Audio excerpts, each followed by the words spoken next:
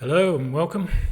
I had a few requests to do some commentary on one of my races, so I thought I'd choose a track race. There seems to be a ton of content out there for criterium racing and strategy for that, but there's really very little that I could find for track races, so I thought it might be interesting to some people. What we have here is we're at Velodrome. This is a scratch race, so first across the line wins. It's part of the Wednesday night track league. It's a 335 metre track with 23-degree banking, so it's not the biggest, it's not the smallest. The races here are split into three open categories, the A, B and C, and there's often a couple of women's divisions too. This is a race from the B class. So the very first tip that I'll give is always start at the very front. I haven't seen a good reason not to be at the front of any race. It just gives you more options, particularly if the race is something like a pointer lap where the start will be very aggressive. It means you're up there already. If it's a scratch race, then the starts tend to be slower, but if you're like me and I run a bigger gear than most people, the accelerations can be quite painful, so it means you can do like a sag start and speed up at your own speed and let other people fill in and slide to the back. So I will provide, big proviso for all this information. I've only been doing bike racing a year, so there's pretty limited experience.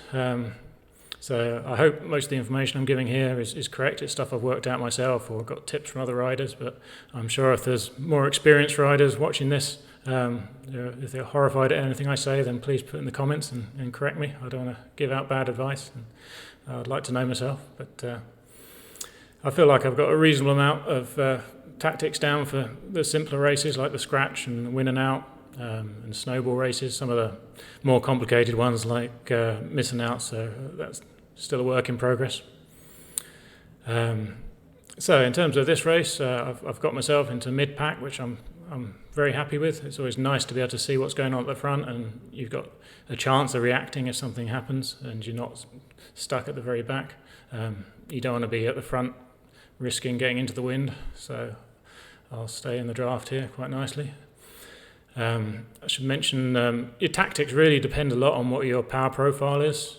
A lot of these guys are younger than me, so they can spin the pedals much faster than I can, so that means they often have higher top speeds than me, whereas I've got a pretty good 1 minute power.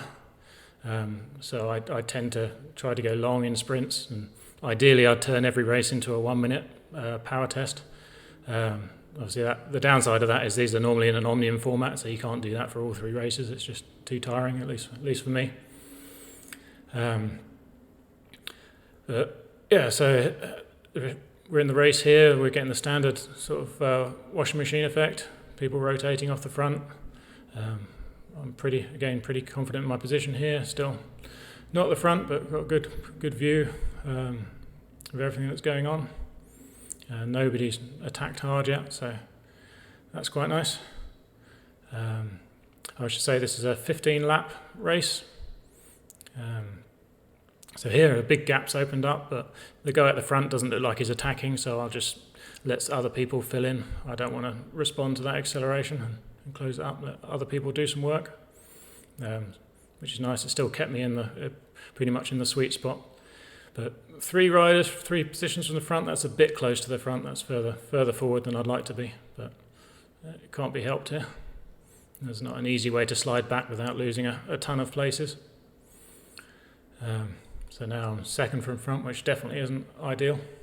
But there's a long way to go in the race, so again, it doesn't really matter if I have to slide all the way back. That's okay.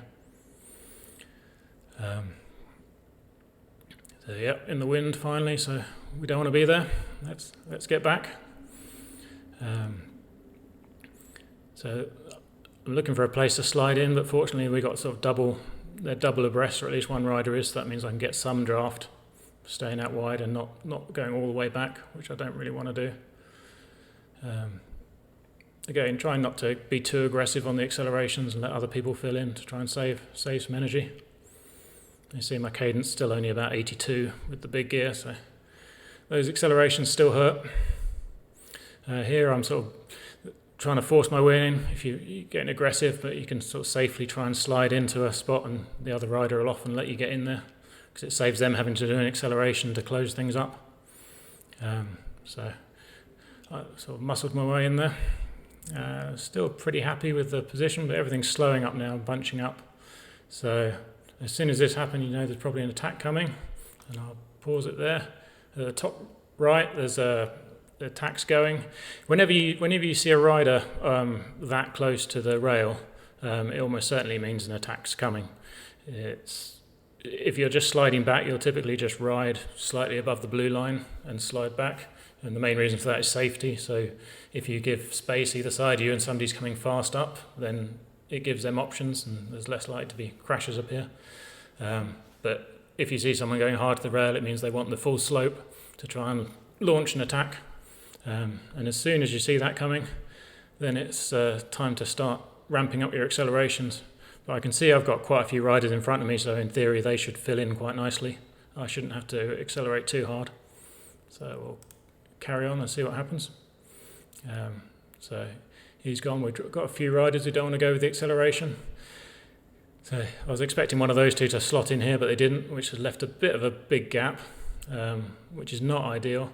But I don't like going too close to the rider in front of me in this kind of situation. The main reason is that if the attack fails, which the front riders realise it's failed, they'll slow up very quickly.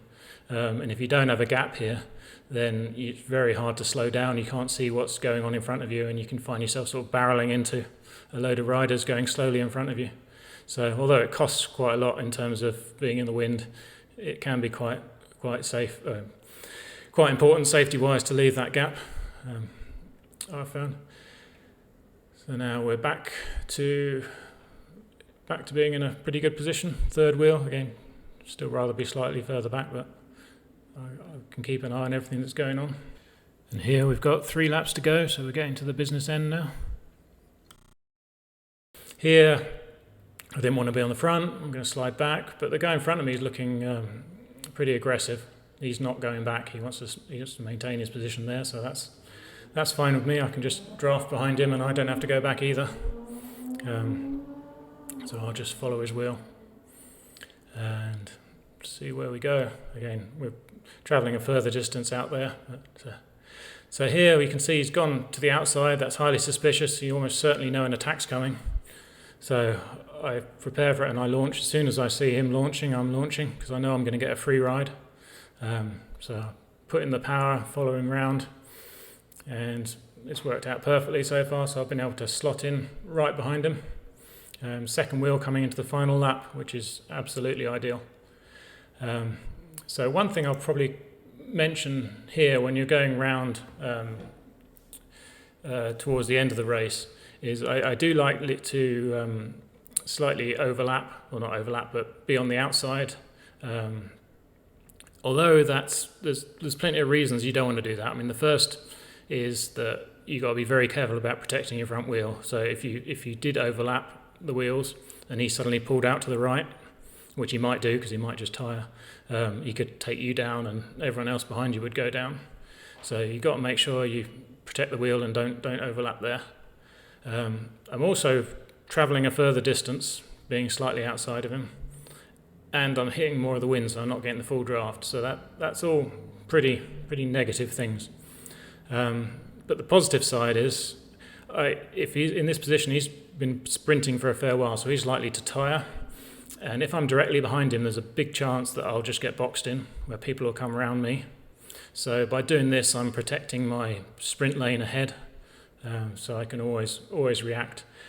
And it's also discouraging the guy behind me from overtaking me, because he's going to have to go even further round, which isn't ideal, and further up the slope.